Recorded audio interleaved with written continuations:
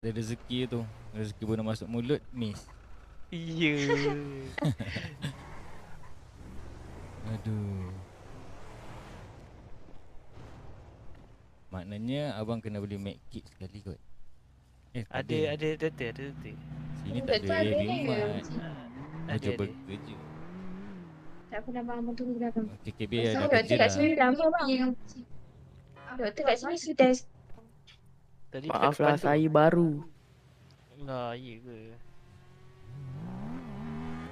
Tekan G bang, tekan G. Tekan je. Okey. Nanti beli burger 10 Okey. Okay, street ni. Biasa kau sini. Iya. Teruk dia punya gastrik sekarang ni. Rindu ni. Yang biasa kau bang, nanti kena migraine ni. Gastrik kena migraine tu tiba lah Boleh lah tu. Dia sakit perut tu, dia pening Iya, dia naik otak. Saya ingatkan kanser migraine Boleh jadi kanser kalau biar lama ni. Ya, ni nanti kanser perut ni. Iya. Mana kita kena pijak dia. Nanti perut abang berlubang lah. Kita keluarkan angin kat perut dia.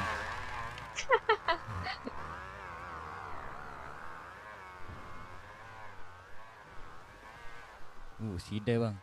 Abang dah bayar belum? Ke saya bayarkan? Oh bang. Bayangkan bang. Berapa dia punya? Burger? Burger dah bagi dah?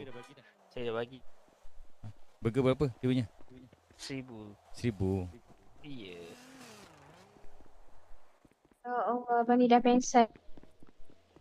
Okay. Tak apa lah bang. Saya malu lah saya. Tak apa, saya belanja. Saya belanja. Comel tu Terima kasih suara adik ni. banyak-banyak.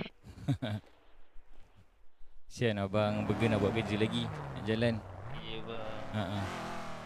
Semoga dimurahkan rezeki. Amin. Amin. Lepasnya jangan lupa bang makan. Jaga makan Ada duit Baik, kan nak baik. bayar medik?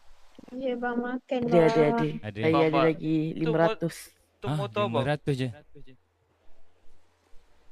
Tak Motor cukup saya tu. baru beli. Mana tayar? Uish, tayar lain macam motor abang. Tayar pun dah tak ada tu bang. Ya ke? Alah. Macam mana dia jalan? Tak tahulah saya. Ui, ngeri. Sekejap Macam mana nak tolong dia? Dia memang kena macam tu Saya Tu medik sampai? Allah abang burger. Abang burger lompat abang burger. Hello, ini kat kuasa saya kos rawatan 600.